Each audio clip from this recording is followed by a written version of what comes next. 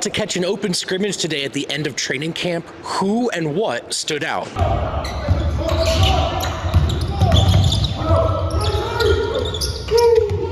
Plus, the Denver Nuggets lost an iconic legend today. Dikembe Mutombo passed away, the all-time leader in block shots.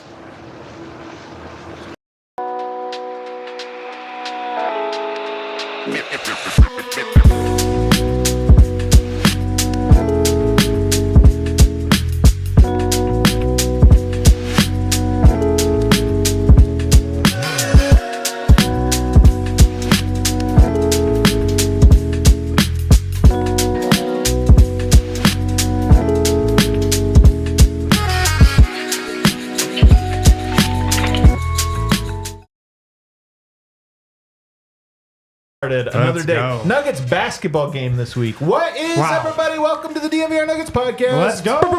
Let's go. Oh, man, live from Studio B.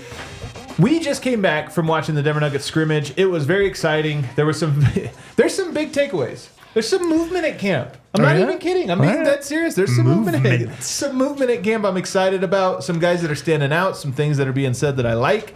There was also a big trade in the division. Oh, baby. That kind of had me over the weekend licking my chops a little. Baby. We're going to talk about all of that. Then, of course, we're going to honor and remember Dikembe Mutombo, who sadly passed away today. To help me out, I got Brennan Vogt. Man, it really feels like we're back in the season. I know we often do it's almost the season, but it's not really the season. Yeah. From this job perspective, it feels like we have turned the page. We have new stuff to talk about, new stuff to think about.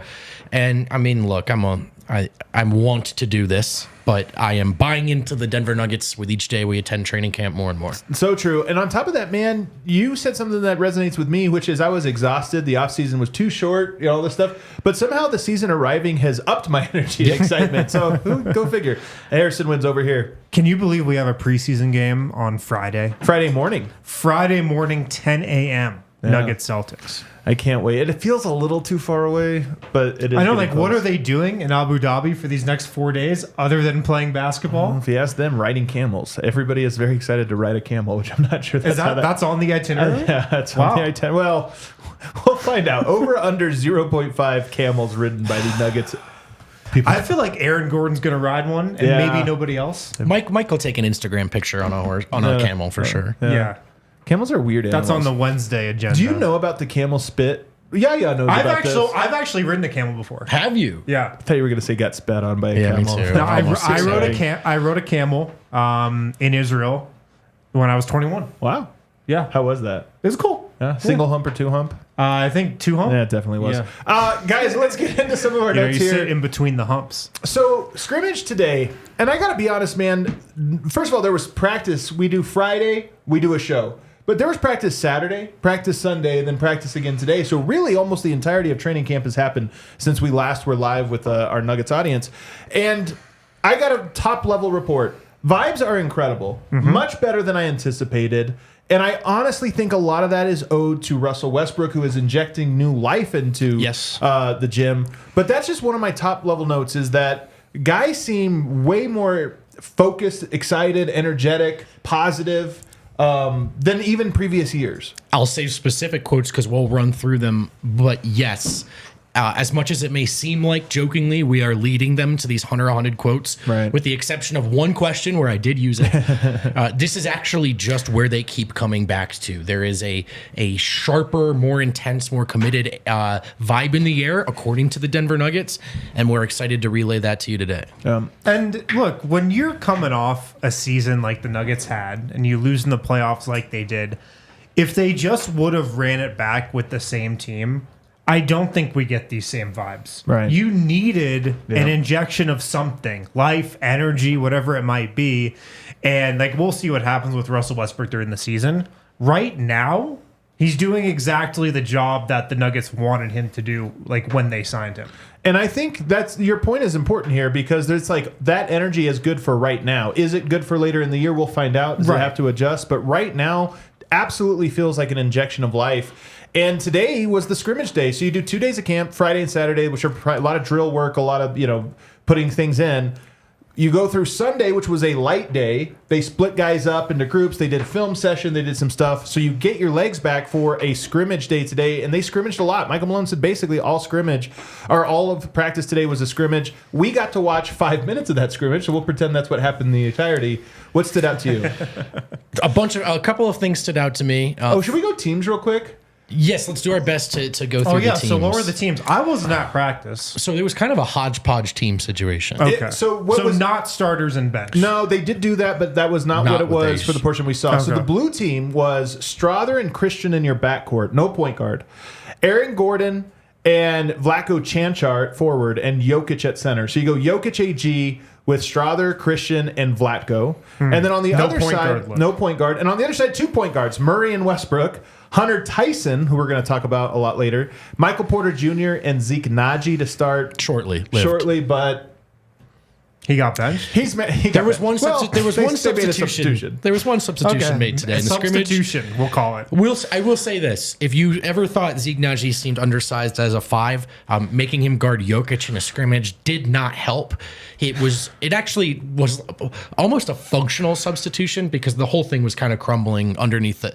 He just couldn't. Jokic was moving him around. It's a mismatch on paper. Well, on paper, yeah. So first of all, Jokic had an incredible look today. He was wearing sweatpants that he had cut at the knee, so they were like long shorts. I saw these hand scissor cut. These are the sweatpants I wear when I'm not leaving the house on Sunday. He wears them to just destroy Zeke Naji and DeAndre Jordan. And then he obviously has his beard. It's an incredible look. This is by far the most aura I've ever seen on Jokic. He looked incredible. And to his point, I think he was pissed about not getting a foul call on the first play. So Jokic, we saw 10 possessions. 10 ISOs for Jokic. He kept calling his own number and going right through the defenders. We actually learned nothing about that team. You can't guard Jokic, and he drew foul after foul after foul. But to his point, the very first play we saw, Russ semi-transition, takes it hard to the cup, gets a bad foul call, and Jokic, mid-season form, hates this call. Yeah. Those are shorts that are cut with scissors and cut terribly. Yes, did you see how bad those were cut? The shorts were looking, the back looked a little rough, too. It's like Peter Pan or something, like how they wore their... You might need a new pair. Those were worn through. Or a new pair of scissors. But he looks awesome. Does he look awesome? Yeah. Look at this. Doesn't he look like... Jokic never has a look. He just looks like a plain guy. This is a cool look. He definitely looks like he watches NASCAR. That's the look that he has going on right now. Which, again, I'm all for. Like, those are some of the toughest fans out there. So yeah. But to Adam's point, it was heavy Jokic usage. He was looking to score. He was drawing fouls. But I just loved, like, mid-season Jokic form. Almost right away, he got pissed at the refs, and that's where his focus was. I always feel so bad for these refs in the scrimmages. Yeah. Because they're like high school refs or whatever. Yeah, and they're just getting paid like $50 or something. Yeah. And to get yelled at by Nikola Jokic. Also, man, like, to the point, Westbrook was a high school foul, but like an NBA foul, man, you have to get there's some contact there. So I actually was with Jokic on this. I was like, let that go. I would also just pay $50 to be yelled by Jokic without having to be a ref. Like, just for that experience. I mean, it's cool, but probably pretty nerve-wracking. Totally is. On the other side, as Adam mentioned, Murray and Russ together on the same team. And pretty dope. It was your turn, my turn. It was not so much like, here's somehow like a 2-man game between the two of us. Felt good. Murray had a couple of vintage classic Murray turnaround jumpers, one of them to tie the game, which is actually the final result. They didn't finish in overtime. So basically a buzzer beater for Murray. He looked really smooth in his turnaround mid-range. You guys know exactly what I'm talking about. You can picture it in your head. Yeah. Russ, you guys won't be surprised here, looked for DeAndre Jordan virtually every single time. And that was he was going hard, playing hard, and looking to dish it off to his big best friend, Jordan. So if I have 2 takeaways from this portion of scrimmage, people are asking about Dario Saric. He did not play in the time we saw, but he did play today. For whatever reason, he just wasn't in the public part of it. I don't think there's anything to read into that. They wanted to see how Zeke versus Jokic looked. And then DeAndre, it looked the same between both of them. He just went right through them. So my 2 takeaways are Jokic looked even more aggressive than we ever see him, and it's hilarious that it was a scrimmage because he was just so aggressive in those 5 minutes. Usually, I know this was a scrimmage, but usually the word is Jokic kind of coasts during practice. He eases into camp. Yeah, he kind of doesn't show everything. He works on everything else. He, for whatever reason, was like, no, I'm going right through everybody. Got some hilariously easy buckets, drew a lot of fouls. But then Jamal Murray looked unbelievably quick. So he looked quick. He wasn't just scoring. He looked like he has a little bit of the quickness back. So some of this is when you sit courtside. I mean, we're standing along the baseline. You're a little extra close. But I'll tell you what, man. He had 2 moves The game winner, which was kind of a classic Murray, just uses his size and strength to create space, falls away, it's butter. But the one where he just ISO'd, like, the glitch moves. 5-6 crossovers in a row. JM glitch. 5-6 crossovers in a row to create separation. And you watch Christian, right? And like watching it live, it just blurred. It was like, brrr, and you were just like, holy crap. And it was nothing but net. It was such a ridiculously quick move, sidestep, fall away, nothing but net, that you knew the moment he went into shot motion, you're like, he got him. That's a bucket. Yeah, I mean, it's a scrimmage, but look, he didn't look good in the Olympics. Is he hurt? Blah, blah, blah. He looked good. I mean, it's very limited, but he looked quick. Awesome. He looked awesome. Those shots were smooth, and there were no signs of any wear and tear or wraps or anything. And what I heard was on Christian Brown. On Christian Brown, who did a great job. It wasn't even like Christian got shook. I mean, he did get shook, but it wasn't even like he screwed up or, whatever. It was good defense, but it was way better offense. And I had heard, poking around talking to people, I had heard that Jamal has looked great all camp, and not just great offensively, that he also has been pushing himself defensively and taking on, like, guarding Russ. Whenever they're matched up opposite each other, that's a real challenge, and he's taking it on. So early reports with Jamal are, one, he looks really quick. That's a first-hand report. And then second-hand report that he's looked good in intensity and focus in all of camp. I mean, coming into camp, is that not the number one thing you would want to hear? 100%. You want to hear, like, Jamal Murray's ready to go. Maybe he'll start this season faster than he normally does. But, I mean, the fact that he's really attacking training camp from an offensive and defensive standpoint, like that, if you could list the things you want to hear, that's number one. Yeah. So that's awesome. If there was a third note for me personally from these, it's just Russ. He plays so hard. Like, it's a scrimmage. They all are playing hard. They know the media's in there. They know their coaching staff, front office. Everybody. The gym was full today. It was an extremely full gym. People lined up. It's been a little muggy in there. It's been lined up all around to watch this full day of scrimmage. So, I have to imagine for these guys, there's even a little extra pressure because this was like the first measuring stick day, it feels like, Yeah. And so there was an intensity to it, but Russ just plays. He grabbed offensive rebound. He grabbed a defense. He grabbed a steal because he shut the gap. Jokic, he just had plays that were like pure effort plays. And you watch him on the court and he stands out in terms of the most mileage. And I even thought you saw kind of, this one's a little less rosy, but like what the Russ experience is going to be like, man. Like if he had the ball in his hands, he was trying to go high gear. He wanted to drive. Right.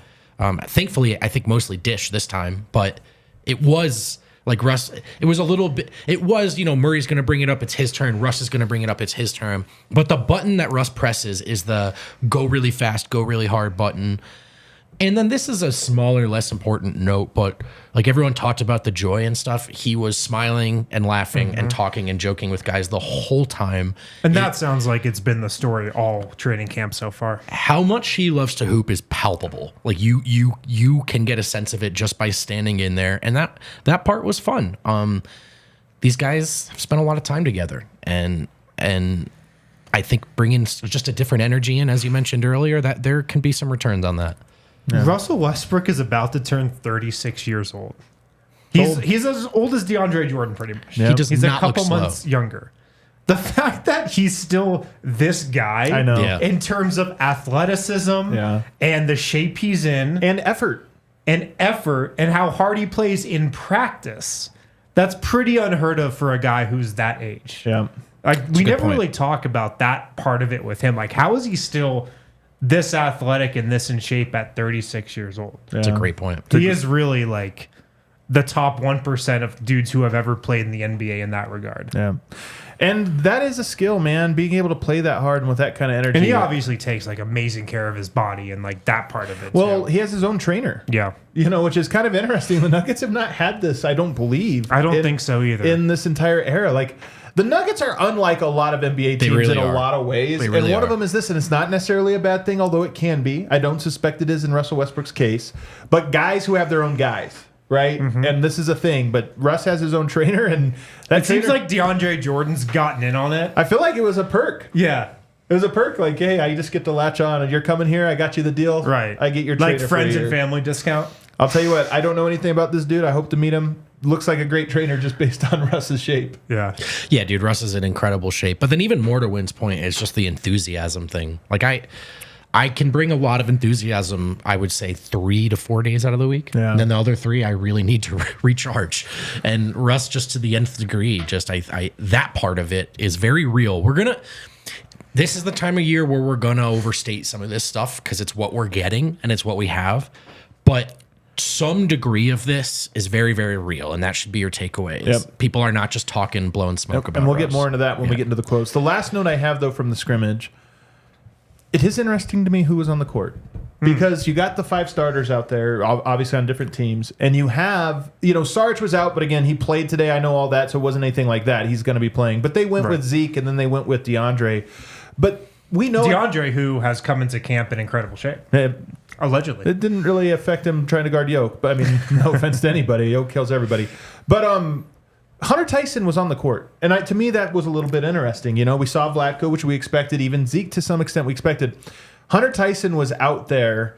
And we're going to talk about him with some of the quotes. Like, he's apparently one of the standouts of camp. But at least it's a note to me of, it appears to be that if we just look at the pecking order, it appears to be that he would be the next guy outside of the 11 we talk about. We pretty much have this in quote form between Malone and Mike. But, yeah, Peyton is out with this injury. Right. Yeah, that's probably it as well. That is it. And Hunter's gotten his opportunity. And, look, we know Hunter works hard, but I also think in a camp and scrimmage setting, like if you're a shooter and you're getting them up and you're hot, you're going to pop. And what do we know about Hunter?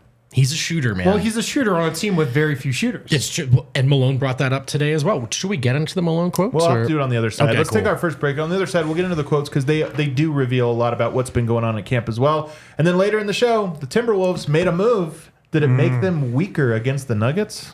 We'll tell you on the other side. Shout out to our friends at UC Health. They got a Ready, Set, Co campaign going on right now. Coach Prime wants to help you and other Coloradans be your healthiest selves as the Chief Motivation Officer of UC Health's Ready, Set, Co Challenge. The goal of the challenge is to get Colorado back to its rightful place as the healthiest state. Here are some things to keep in mind when you're, trying to kick it into gear, trying to be healthier. A lot of things have to do with sleep. If you get a good night of sleep, that can really chart you on your course for the next day. Westbrook says it's a big key to his conditioning. And I mean, if it's coming from him, I would believe it. 8 hours of sleep, that's the magic number. And make a good night's sleep a priority. Put your phone down when you go to bed. Try guided sleep apps and plan your bedtime based on your wake-up time to make sure you get enough time in bed. If you want to join UC Health's Ready, Set, Co Challenge, click the link in the show notes or go to uchealth.org/readysetco. Toyota is, in my mind, almost synonymous with Colorado. Man, they've got trucks. They've got great four-wheel drive options, all-wheel drive options. They've got nice options for the smooth city rides of Denver. And, of course, what a lot of our favorite part about Denver is they've got cars for the balance as well, whether you're looking to get out to the mountains or get around in lower downtown, or maybe you're looking for a low or zero emission vehicle, trying to change the game. No matter what kind of vehicle you're looking for, Toyota has an option for you. No matter what kind of Coloradan you are, Toyota has an option for you. So do yourself a favor. Visit your Front Range Toyota stores at a location near you. There's AutoNation Toyota Arapahoe and Centennial, Corwin Toyota in Boulder, Groove Toyota in Littleton, Mountain States Toyota in Denver, Stevenson Toyota East in Aurora, and Stevenson Toyota West in Lakewood. Toyota is a proud partner of the Denver Nuggets and the official vehicle of DNVR. Back here, segment 2. Everybody throw us a like button. Don't forget to subscribe. We are now 10,000 followers away from 100,000, which would be a huge, huge milestone. I think we're going to get it before the end of the year.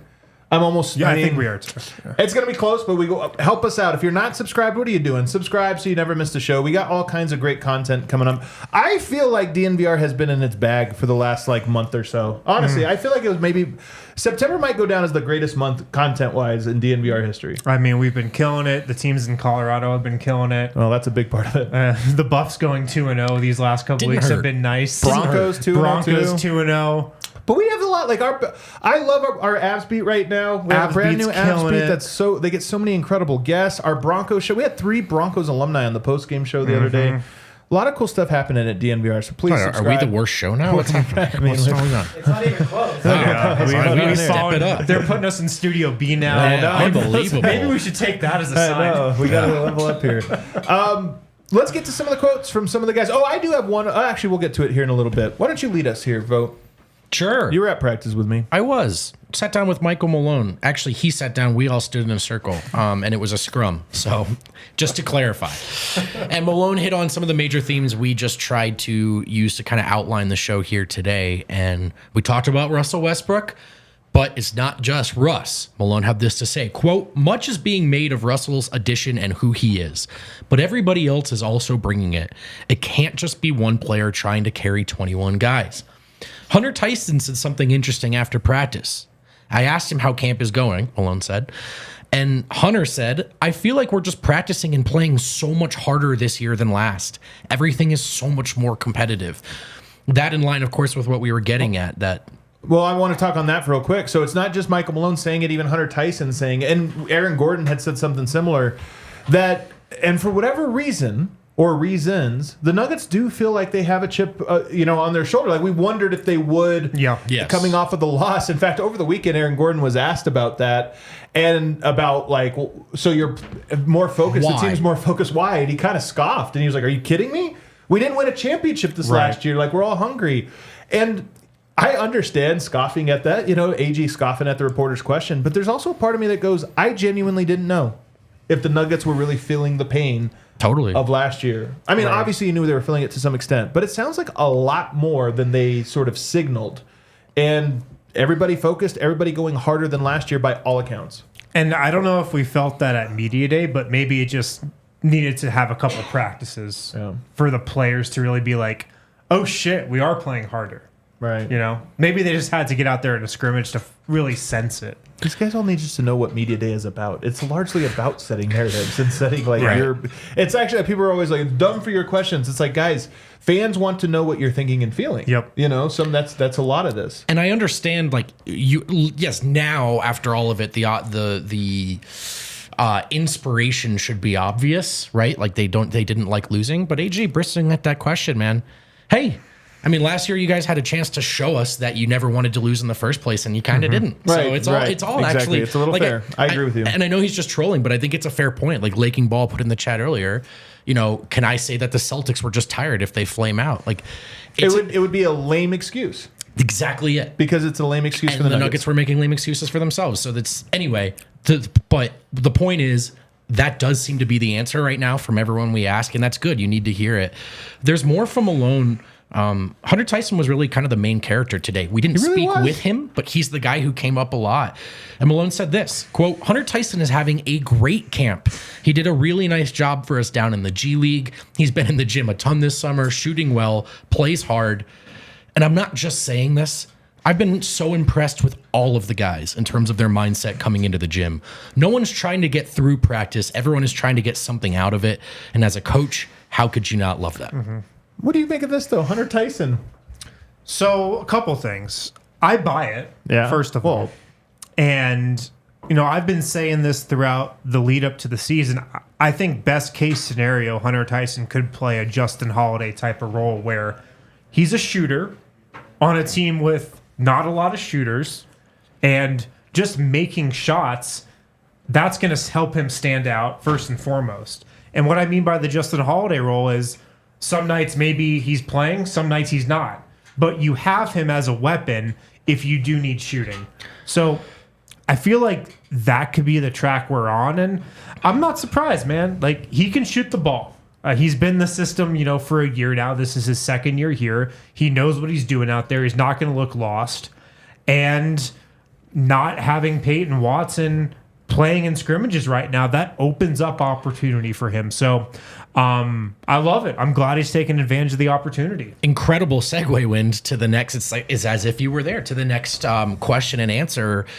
Our guy here, Adam Mata, is asked about what kind of what is Hunter's skill set and how does he see that sort of factoring into what the Nuggets do? And Malone kept it simple. His skill set is shooting, and he acknowledged a lot of people have talked about with our team. Do they have enough perimeter shooting? Hunter's a guy that can help with that. He actually even said he's a guy I want to get a look at and give him real minutes, not just 2 minutes at the end of the game when we're up by 20 or down by 20. Those are kind of, you can only learn so much from those.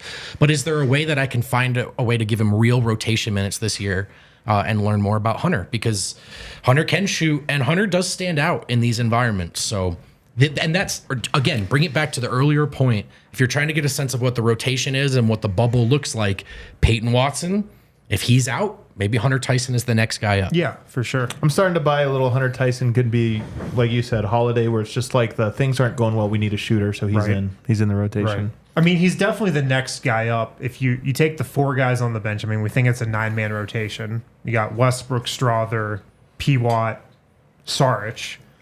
The next guy, if you're looking for a wing, is Hunter Tyson, probably. We always say go to the 2 ways when we're talking about trading camp MVP. There has not been one, but Hunter Tyson, he might be this year. We thought maybe it'd be Trey Alexander, this or that. Yeah. He might be the guy this year. I mean, training camp's over.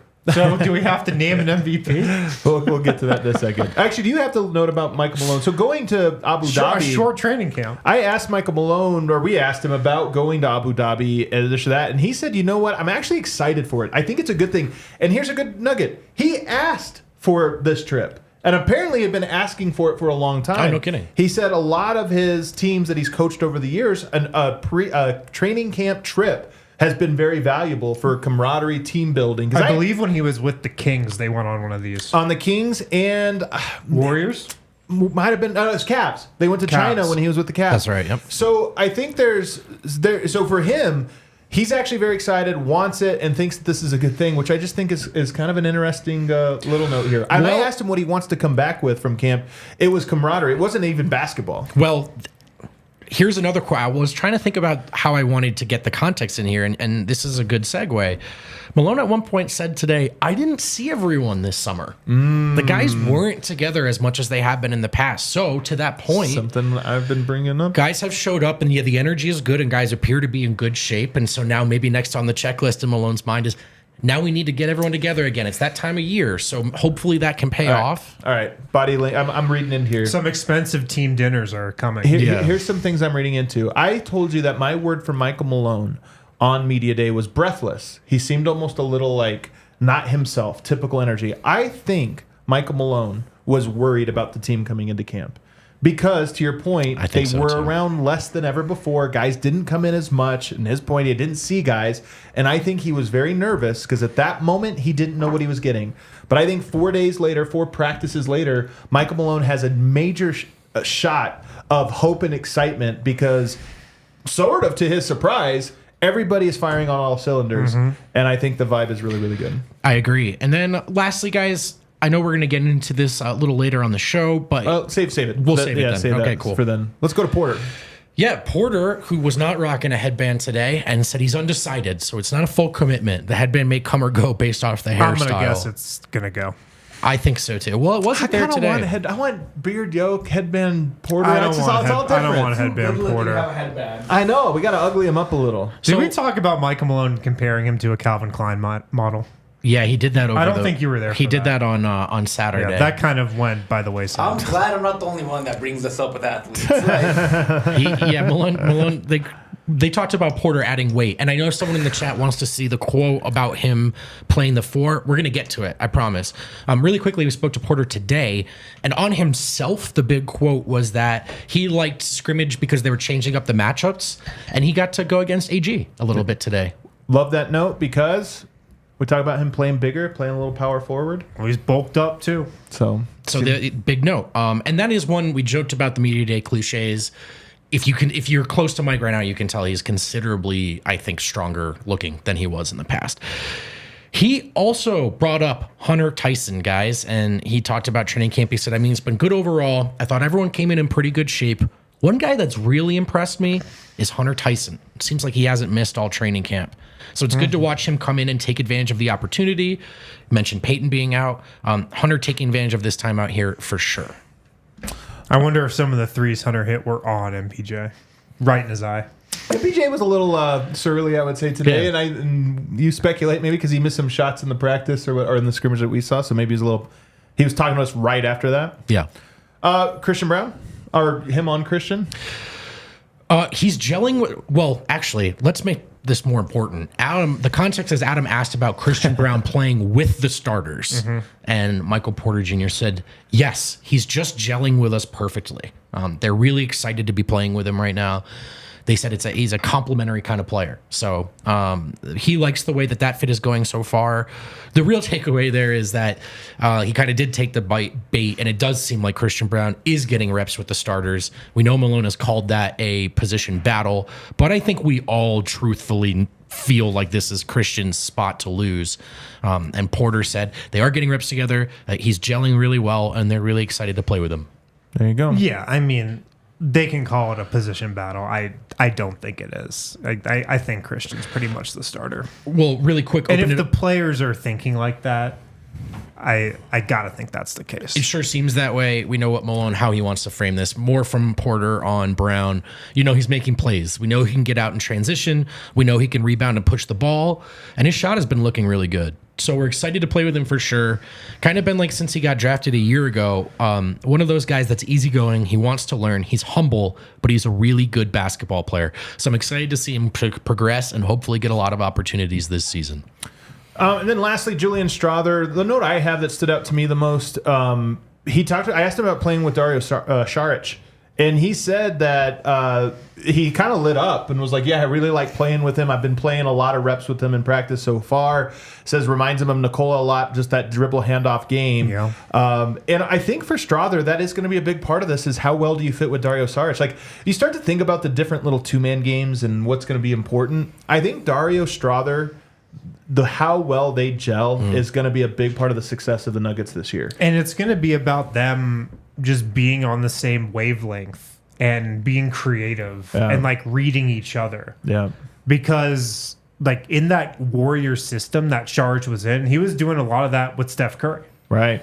And so you can kind of envision how Strother, can play some of that Curry role in terms of off-ball movement, coming off DHOs, and those two just reading each other. And Strother should be able to get a lot of open threes that way. Yeah. And Sarge did refer to that as well as his early years in Philly, that Golden State stint as some of his favorite times in the NBA as a pro. So. I mean, smart players like to play read and react basketball. Yeah. Absolutely. And that's what he played in Golden State. That's what he'll play here. And Strother, like I even asked him about, to go a little deeper in the scout on Dario and comparing him to Jokic. And he talked about he's really good on the short roll. So if I have to get the ball out of my hands, he knows how to put pressure on the defense. That could be a good fit with Russ, too. It could be a good fit. But for Strother in particular, his success in large part, I think, comes down to his chemistry with Dario. Yeah. And it's good to hear that he already is kind of like lighting up when thinking about that. We've talked about how like the Nuggets, when they're talking about this starting shooting guard thing, Christian Braun, Julian Strother, it comes down to fit and how do they complement the other guys they're playing with more. I almost feel like Strother complements the bench way more than he complements the starters. I think easily. You want him next to Saric and Russ. Like that fit is great. Yeah. By the way, up on I'm starting to tweet out some of the Nuggets plays. There's a couple of Strother plays that they're going to become staples of the offense. And one of the things you do now this time of year is you look at and go, okay, let's put Russell Westbrook in Reggie Jackson's role, and more importantly, put Saric in DeAndre Jordan's role, because Saric is wide body, man. He's a good screener, and he has more gravity out on the perimeter. So I think you're going to start to see that dynamic is just so interesting to me. All right, let's take a break. On the other side, though, we want to get to the big trade that happened in the NBA this weekend. I think, and I'm going to tease it with this, I think the Nuggets' biggest worry, not such a worry anymore. We'll talk about it on the other side. Guys, at Bet365, it's never ordinary. And there's a ton of stuff to bet on with Bet365 now. You got the Nugget season coming up. You got Avs season coming up. Broncos, Buffs, Rams, whatever you want. Bet365. They've got you absolutely covered right now. You can sign up and choose between two offers on Bet365. You can do the bet and get offer. Hit that QR code on the screen. Get signed up. Place a bet of $5 or more, get $200 in bonus bets, or the first bet safety net offer. Place a bet up to $1,000. If your qualifying bet loses, you get a matched refund in bonus bets. Are you guys betting on preseason NBA basketball? Absolutely. That's the correct answer. Nuggets Celtics. That's our first opportunity. Nuggets are going to experiment, man, this preseason, I think. Way more so than ever. So I would be cautious about those Nuggets lines. Must be 21 plus and physically located in Colorado. Please gamble responsibly. If you or someone you know has a gambling problem and wants help, call or text 1-800-GAMBLER. If you're looking for a new floor you might remember a jingle in the back of your head, a visual from a commercial, and I'm very happy to remind you what it is you're thinking of. Empire Today, of course, the best in flooring, the GOATs in flooring. They're the best place to get new flooring. They do have copycats, of course, but they can't beat Empire on quality, service, and speed. That's why they advertise their low-quality products. They're going to say, lowest prices around. Well, that's because it's below standard. Below the standard for Empire. Empire doesn't even carry stuff like that. So that's why they don't promise the lowest prices, because anyone who does is putting flooring in your home that they wouldn't put in theirs. Their philosophy is to help you find what you need, not overwhelm you with a lot of choices. And that is a very easy thing to do when it comes to flooring. Check out their virtual floor designer. It's a great way to take a look at the layout, see how that flooring looks without having to make any commitments. Schedule a free in-home estimate today. All listeners can receive a $350 off discount when they use the promo code DNVR. Restrictions apply. See empiretoday.com/DNVR for details. Alrighty, back here, segment 3. Throw us a like if you're watching late, not live. Throw us a comment down below. We see all of those. Hopefully a nice comment. If you want to be a dick, you can be a dick. All right, let's talk about this trade. Tim Connelly. Every year there's one trade that happens right the weekend before. Last year's Damian Lillard, if you remember, happens right before Media Day. Karl-Anthony Towns was in New York today. He didn't know he was traded until 48 hours ago. And now he's in New York City meeting his teammates, coach, and the New York media for the first time. Talk about a whiplash. Man. But the Timberwolves are trading away Karl-Anthony Towns. They're bringing in Julius Randle and Donte Divincenzo. There's some draft capital and stuff involved there. Who cares? Let's worry about that when it gets here. For now, it's those players, and the Nuggets lost to the Timberwolves. That was a team designed to beat the Nuggets with 3 7-foot players, basically, with Naz Reid off the bench. Julius Randle, not a three-point shooter, although he does take a lot of threes. Yeah. So defensively, you start to look at that and go, okay, Gobert and Randle together? I don't know. If that's what they're going to do, I don't know. And then defensively, I'm going to say it right now. Too small. Jokic has murdered Julius Randle.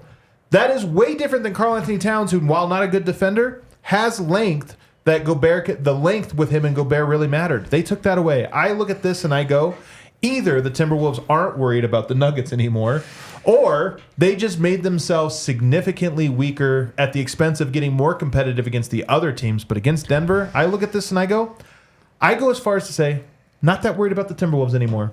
No, it's crazy. That's how I feel. You're not crazy. That was my instant reaction as well. Like, this is a rare NBA trade that I feel like was a lose-lose for both teams. I actually feel like this I think was it's a win for the Knicks. We'll see. We'll see. It was definitely an L for the Timberwolves, though.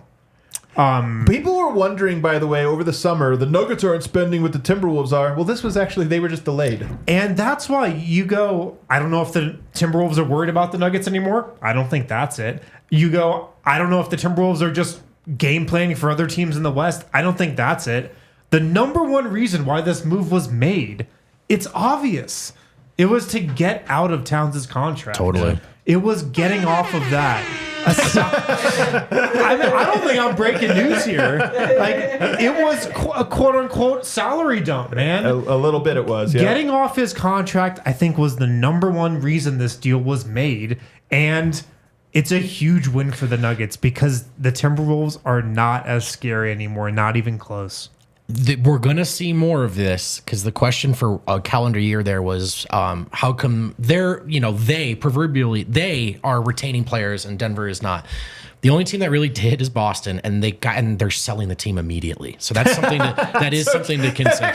Really something to consider. He's like, oh, Derek White wants to say, cool. The Celtics are up for sale. We're for sale because I'm not paying this bill. Yeah. But the team's really good, so you'll pay for it, and I know you will. And so that's that. And then also with regards to Tim, you can't forget there's an Celtics are in Abu Dhabi. There's an opt out, and there's who is my boss in Minnesota? Who is my boss in Minnesota right now? I don't think Tim necessarily knows, and there's an opt-out, but I agree with Wind. $49 million owed to Karl-Anthony Towns this year. Next year, it jumps up to $53 million. The year after that, fellas, it jumps up to $57. That's a lot for Karl-Anthony Towns. Well, the good news is that the next year, it's $61 million, and it's a player option. You can bet he's picking it up. So this is the Knicks going all in on the next 2-3 years, and I think Minnesota kind of stepping it back and looking at the second apron the way other teams around the league are. Or are the Celtics just going to Abu Dhabi looking for a quick injection of capital? That's what I mean. I'm just saying there might be a little. I don't know if you guys watched The Industry, last couple episodes, but was it really that's how it did? Yeah, it's a little getting a little injection of capital from the Gulf. I should have known you were loving that show. I should have guessed. That's so funny. Let's think about this now. How do you close games if you're the Timberwolves? Yeah. The idea is that you're going to have Mike Conley, Anthony Edwards, Jaden McDaniels. Those guys seem like a lock. If you're closing with your starting lineup, projected starting lineup, that's Julius Randle and Rudy Gobert. One of the difficulties Denver had was Karl-Anthony Towns is such a good shooter that you're either bringing Jokic out on the perimeter or you're bringing Aaron Gordon out on the perimeter, and now you're spaced out. It's not like they scored like gangbusters. They're not a great offense. But that was the thing. And then defensively, you have the size. Well, now, Randle, Gobert, that's not good spacing. And Jokic and Murray should be able to be in the paint just a little bit more. You run off on Randle, but to be honest with you, Randle's not making the threes Karl-Anthony Towns made in the playoffs last year and Karl-Anthony Towns makes throughout his career. He's just not. Secondly, you're talking about a team that already had a clunky offense, like either Mike Conley creates or Anthony Edwards scores something tough. Outside of that, what are you getting? Well, now you're giving Julius Randle, a guy that needs 5 dribbles and 3 jab steps just to get going on any possession. I look at that and I go, offensively, that lineup to me does not work against the Nuggets. So automatically, you're going away from that, in my opinion. Dude, I think you're closing with Naz Reid. But who Jokic also cooks. Go watch Game 5 highlights and ask how the Naz Reid Rudy Gobert combo works, because that was one of Jokic's greatest games, and in part, Naz Reid was the reason. Yep. This works for me, by the way. I'm okay with this. I'm just saying. I'm not yelling at you. No. I'm emphatically. It scared me a little. No, I'm with you, though. I agree. This is why everyone feels this way, and that is not a fit. I think the two big questions are, is there any world where they think they can flip Randle? Or is there any world in which they think they can talk Randle into a different kind of role? Because I think if it's, and listen, I'm not holding my breath if I'm Minnesota, but Randle, the player we know him as, actually underrated regular season eater. He does put up numbers, but there's a lot. The fit and the winning intangible stuff doesn't feel like a home run here. He's also going to have a rude awakening going from the east to the west. I agree with that too. You're just not beating a Denver Nuggets team in a playoffs off of Randle's efficiency. Yeah. If you're saying, well, he's going to be a problem too, it's like, good luck, man. He's going to have 40 points every game for them to make the impact to match up what you're losing. So I with you. Naz Reid option, I don't think that works against Denver because, as we saw with Game 5, the Randle option doesn't work for the reasons I outlined. So now you go to what I think is their hope for closing against other teams, which is, all right, take out the power forward and instead put in Donte DiVincenzo. And now either you have Gobert at the 5 with McDaniels at the 4, or Naz Reid at the 5, or even Julius Randle at the 5. And I think that's actually a pretty compelling lineup against teams that don't have a Nikola Jokic. If you're trying to do that against Jokic, I'm sorry, that's where he's going for millions. So I look at that and I go, they might be more versatile and have 3 different looks they can throw against the Thunder, against the Mavericks, against the Suns, against the Clippers. They might have lineups that actually make them better or at least stay the same. But against the Nuggets, I just think they're demonstrably worse. And I feel pretty confident about it. To be honest, I don't think, as far as that they were built for Denver, but they couldn't beat everyone else. I think that second part's overstated too. I think there was an emotional hangover after a 7-game series they probably should have lost. And I think Dallas shot the shit out of the ball in the Western Conference Finals. They swept Phoenix, who's bad, but they were still better than everyone except for OKC and Denver. But it's the contract. And Dallas, OKC, Denver. Dallas, OKC. And I give them credit. Yes, Dallas shot the ball well, but I also think that's a function of you go against Denver, you're playing in between the 3-point line. You're going against Dallas, you're playing outside. Completely different. So I think that they needed to make this move to be better against Dallas. Last note though, Jeff Mort brought this up in our chat. It is Randle has a player option next year and then it expires. So it's still expensive, but it's a much different financial picture than with Cat. I think they're just going to look to trade Randle. Yeah. In season? Yeah. What do you think? Well, what are they going to add? A big? No. And go with Naz Reid? I can't have Jokic will average 40 points on 90% shooting if that's the plan. I mean, there's just really no scenario where you see this actually working with those 3 bigs. I can't see it. And they don't want to trade Naz Reid. No. They can't trade Rudy Gobert. I just feel like this ends with Julius Randle getting traded in the next 3 months. Who in God's name? Like I can see him like Miami? the Clippers or something. The Clippers. Yeah, the Heat. this One is of those all teams. for them. This is all setting up just to try to trade away Ant so they don't reach the second apron. You know, guys. We can hope. Yeah. But one of those teams. I even think Anthony Edwards, this might be a more of a frustrating season for him in that regard. I mean, we'll see, because I do think they'll go to their small ball lineups a lot. And Donte DiVincenzo is no slouch. You talk about last year, the way they were able to shut down Jamal Murray, really force him into a horrible series. Well, you just add another guy to guard. And I think that if you're Murray, you probably look at this and go, okay, my job got harder. But if Yoke's job gets easier, everyone's job gets easier. Yep. And I think that's how I look at this. Do you still have the Timberwolves? Where did they drop a tier or anything to you in the West? So I think I had, if we're just talking regular season or playoffs, All together. So I probably have like the Nuggets and Timberwolves and first tier alone, maybe. Not even the Thunder? You have the Thunder. You're low on the Thunder? No, I'd say maybe those three in the first tier. Dallas? I don't know. I don't know what to do with Dallas. To me, there's a 4-team tier now. I think OKC has an edge in the regular season and the playoffs TBD. Yeah. I still think they're going to be great. But I was worried Denver, maybe Minnesota's more close to Oklahoma City. Now I go Oklahoma City maybe slightly ahead, but in the same tier. Yeah. Everyone else, I'm cool with those four in the same tier. I don't know. no. I might drop They're Minnesota, less man. scary for sure. I might drop Minnesota. I look, Minnesota had a young guy who wasn't afraid of anyone, and the only team who had come close to a blueprint for guarding the best player in the world. So I get why they did it financially, but I just think no matter how you slice it, things just got easier in the West. Let's take a quick third break. On the other side, I want to quickly touch on what this means for the Knicks, because now you might even ask yourself, the Knicks are coming out of the East now. Did that help them out? And then obviously at the end, we're going to talk about Dikembe Mutombo to close out the show. Breckenridge Brewery is the official craft beer of DNVR. You can check out Breck Brew's new West Coast style IPA, the Ridge Runner Double Dry Hopped Brew. It's inspired by the untamed beauty of Colorado's trails and creates notes of bright citrus and pine. Breck Brew, they got a beer for any occasion, no matter where you are. It's the perfect time for a Breck Brew. If you're watching a game, there's no better way to do that than with having some Breck Brew. They've been doing it for 33 years. It all comes down to their love and passion for making good beer made with 100% renewable energy.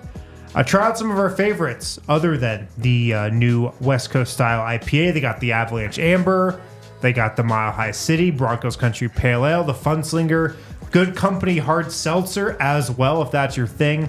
Check out their beer locator online, breckbrew.com. You type in your zip code, shows you where to get Breckenridge Brew no matter where you are. Again, Breck Brew, it's the official craft beer of DNVR. We got it in the bar. You can find it at the Breck Brew beer locator, breckbrew.com. We do a lot here at the DNVR bar, not just watch parties. We like to host events throughout the year for all of our beats, and there's a lot going on right now. As always, don't forget to check out thednvr.com and check out the events tab. You'll see our full event schedule. Lots of things going on right now. Tailgate season for the Broncos, tailgate season for the Buffs. The Avs are prepping to launch their takeovers for the upcoming regular season. You know, we'll do those as well. But for now, we're excited to tell you about our inaugural 3-on-3 basketball tournament at Basketball Social House. Saturday, October 5th, the tournament is full, but Basketball Social House is still a place where you can come hang out, meet other Nuggets fans, meet us if that interests you at all. I understand if it doesn't. But the Basketball Social House is a really cool place to hang out, eat, drink, get some shots up, and I got to vibe. talk a little trash, man. I went and this weekend, went and hooped with Dev. We do our Sunday run. Absolutely cooked.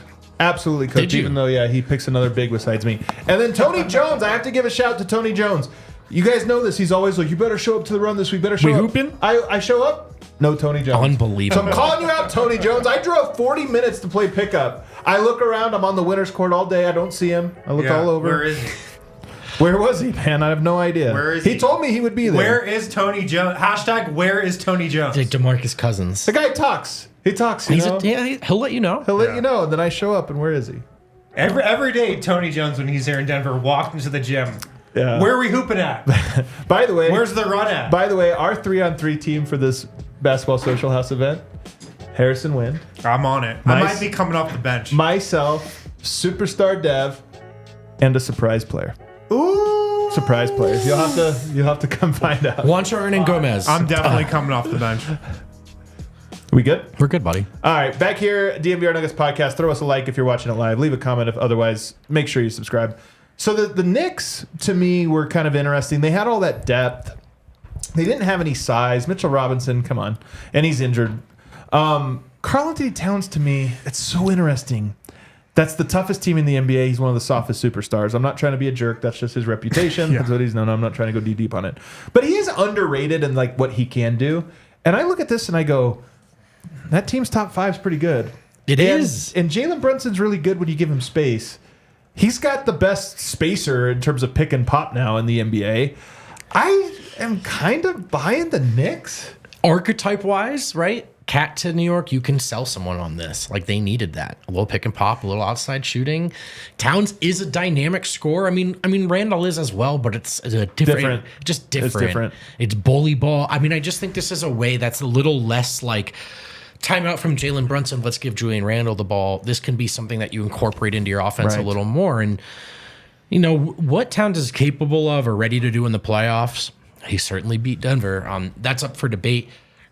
He is, in fact, a very, very good shooter. He is, in fact, a very good floor stretcher. Yep. So if Towns can handle this, I mean, the Knicks are good, man. I don't know how deep they are anymore, but who cares? Towns is good. I mean, Tibbs is going to play them all 60 minutes anyway. So I know I joke about this a lot, but him going to the East, things are just going to be a little easier for him night to night, regular season and playoffs. You know, It's just a different style.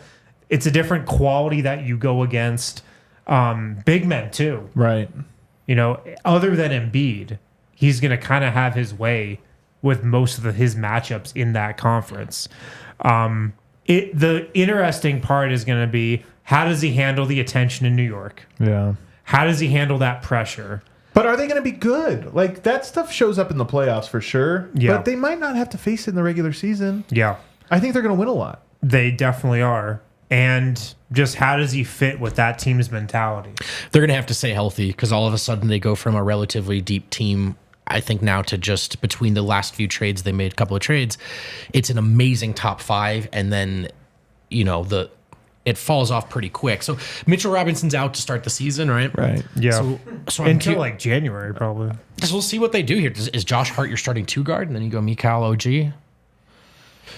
Yeah, I think that's it. And well, he's your starting power forward. Yeah, somehow he's the smallest guy, but he's the power forward there.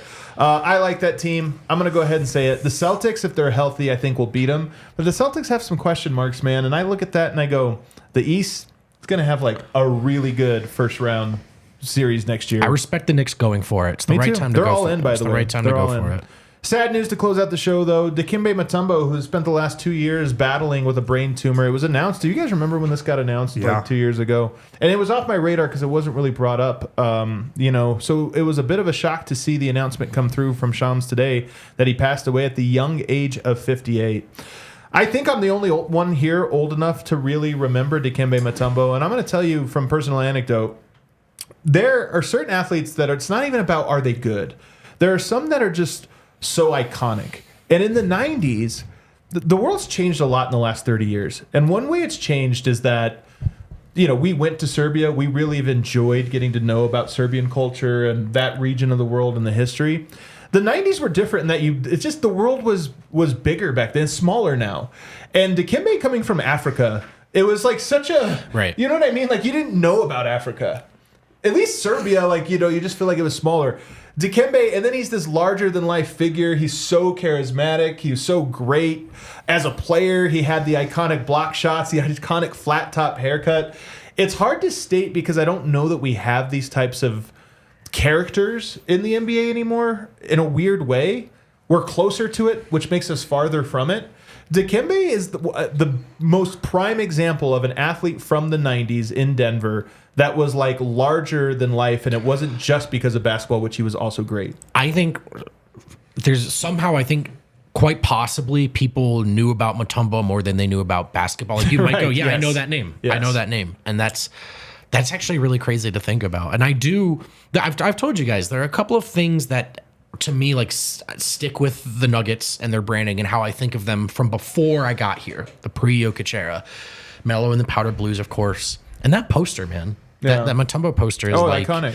And I they don't make stuff like that anymore. You know what I mean? Like, there's some ways I'm feeling like the old man, the back in the day guy, but I really mean this in that, you know, the Nuggets used to do the lunch bucket brigade photos, or the fireman, or they dressed up in fur coats, and it's just a little campy, but it was also cool. Yeah. And even posters and giveaways like that, it just. There was a time in the 90s when that stuff just was everywhere. McDonald's cups were collector's items, and they would be Nuggets this. And Mutombo is like the icon of that era of really sports. You think about the 90s in Colorado. The Rockies are just arriving. Mm-hmm. You know, you have that era of the Nuggets are obviously transitioning. Jordan is huge, and the NBA is kind of exploding. And Mutombo he just was bigger, and he was a great player. His jersey's retired, but even more than that, he was just such an iconic figure. I had the poster. I've got to think that the image of him holding the ball under the basket after they beat the Sonics, I feel like that might be the most iconic image in Nuggets history still. Still image? Might be. Still image. Because, like, you got Jokic and Murray on the podium. You know, that's obviously up there. I don't know if there's one from the championship run. Game 4, it's a video, but the Game 4 Yoke, to me, the shot... I don't know why that shot is just so perfect. The game winner in Game 4, where over Anthony Davis, like it's different than the photo you're talking about, which by the way is not even a photo; it is a still of a video. Yeah, but definitely. Maybe Jokic's shot is the only thing that maybe feels like. But like the Gary Harris 3 running back to the locker room. That's one of them. Yeah. But the Mutombo one has held up across time incredibly well. I mean, it does. That even the fact that there's an argument that that's like one of the most iconic images in Nuggets history is kind of crazy, but I mean that's how big that moment was, and that's how like big of a figure he was. Yeah. Every kid who grew up in the 90s had the Mutombo life-size poster. They gave him out again. This is stuff I wish we did more of nowadays. Yeah, we're richer than ever, but seem how to pinch our pennies more. You used to get it. You walk to a game, you go to a game, and they'd give you the Mutombo life-size poster. You put it up on your wall, and it's literally the height of Mutombo. Yeah, that's awesome. My house wasn't even tall enough. And I had to fold it into the roof. It doesn't hurt the nostalgia department. Denver's changed a lot since then too. Yeah. But it is something that I think he again, firmly a transplant. Like even I have some understanding of that poster and who Mutombo was, and culturally he got over too. Malone had some nice things to say about him as well today at practice. He said, quote, I had a chance to coach him when I was with the Knicks. Which is awesome. Very sad news, obviously. You talk about a big heart, how much he gave back to his country, building hospitals. He was an ambassador of the game, a global icon. And then he said, if you go down to my office, I have 3 pictures. One picture in my office is Dikembe Mutombo laying on the floor with the ball in his hands with that beautiful smile. Obviously, my thoughts and prayers are with all of his family and friends. Yeah. Iconic Nugget, one of the few jerseys ever retired. By all accounts, an incredible human being and gone way too soon. All right, what do we have here? Yeah. We got a bunch of super chats. Super chats, and I know we've got a little time left. I do think there are some quotes from over the weekend that are worth hitting again, too, for anyone that missed them. Oh, okay. Michael Porter looks like a Calvin Klein model. Yeah, that's one of them. Ben Max Steofan, Dikembe gone, him and Mahmoud were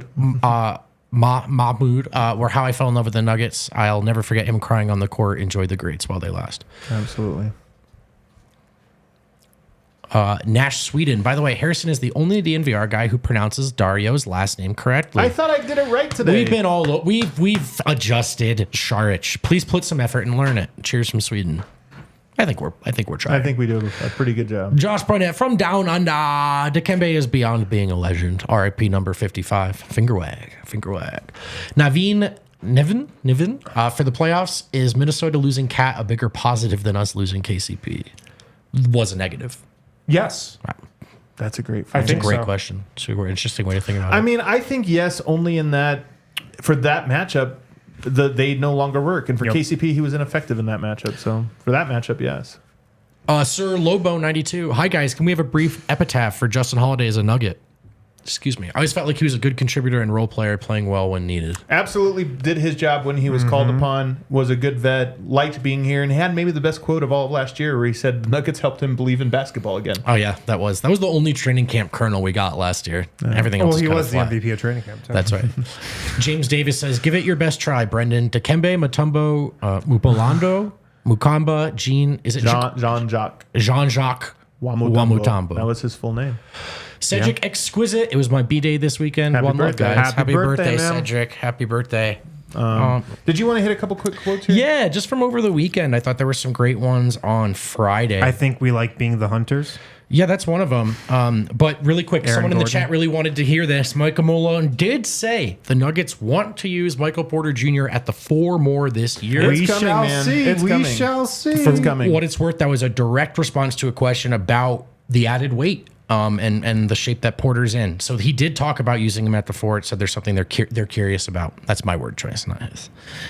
Murray, I did on day 1. I asked him about the Hunter hunted thing because that actually was Murray's quote from the exit interviews last year. And shout out Murray, he laughed when he started saying Hunter hunted, but he said, I think anytime you lose, it kind of brings that side out of you, out of everybody. I think we're all on the right track. I just think we're ready to get it going. Murray was I know there was some thoughts about how he was on media day. He was very good with the media on Friday and echoed a lot of the same sentiments we've been hearing about energy. Some great quotes from Russell Westbrook, and I'll frame it this way, guys. There are 2 quotes here that kind of blew up, and they're the big stories of the day. And I kind of think it's the way you can look at this Russell Westbrook thing. There's a quote on leadership, which is tremendous, and a quote about his fit and his role in his previous stops, which is what went viral. Everyone in LA is going to tell you the second quote matters more. Denver's bet is that the real story is the first one. I'll give them to you now. The first quote on leadership, Westbrook says, quote, leadership is the best part of this job for me. Real leadership, not the stuff that the fake leaders people talk about. He says all aspects of not just basketball, but life, knowing them, knowing who they are, their families, their struggle, all of it. He says the best thing about playing to me is being able to see someone else's success. So leadership is something Russ, it's not just that he's willing to do, he loves doing it. He finds joy in it. Did the Orlando Magic fans being like, good luck with AG, not a winning player or whatever. And then DeAndre Jordan, we got the same thing. And if you get it with Russ, it'll be like, So that's the tremendous quote. Did not get quite as much attention as when he was asked by Tony Jones about his fit, his skill set being unique to Denver. Right. Unique to the Denver Nuggets, and maybe not unique to the other teams he's played for. And Russ said, to be honest, I think my skill set was unique. They just didn't put me in a position to be unique. I was in a position where I was playing not my position.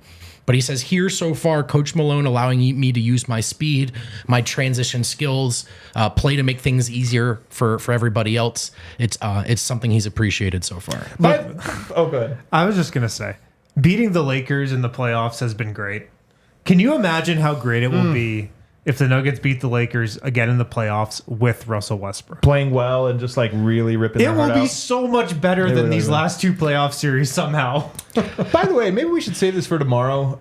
That clip, or that is some people saying like, oh, is that out of context? Nope, that's what Russ said. There was another one where Michael Malone says, Joel Embiid, I don't know what team he's going to play for. Yeah. No context missed, you guys. We're like, you're making it sound like he's throwing a jab. Absolutely he was. There was no other point of him bringing up Joel Embiid and what country he plays for, except for to throw a little jab at him. He was like, man, Jokic played so well. That Serbia Team USA game was it was a great game. Also, I don't know what country Joel Embiid's going to play in. It just out of nowhere, unforced insult. And I'm telling you, same stuff. Like, a lot of this stuff, some people over the last day, and I get it, like, we're public figures, people say this. There's a lot of, like, DNVR doing this or that. I'm like, guys, everything is presented 100% accurately. By the way, we had a phenomenal summer prediction-wise. Did we not? Every quote that has come out, by the way, about guys' roles and different things, I'm sitting here going like, boom, collecting a check on All I'm saying is DVR's on a heater. I put it out there seemingly out of context, not for notifications, because, my God, it was he just turned left and fired. Yeah. Okay, a couple more quotes to get out of here. You guys are going to love this one. DeAndre Jordan on being teammates again with his best friend, Russell Westbrook. Just the past 3 days that we've been practicing, he's been teaching guys, going at guys. Him and Jamal Murray have a great relationship, I feel like, and that's going to make our team go this way. So that's a great quote. And then finally, Aaron Gordon, I think we like being hunters. There you go, Harrison. There you go. That one was for you. Right. Did you bait him into that? No, or is that... didn't even ask him a question. Guys, I'm telling you, okay. there's been we'll so many take of those. it. All right, everybody, thanks for hanging out. We're back again tomorrow. Hit that like button on the way out. We all silly like the mayor.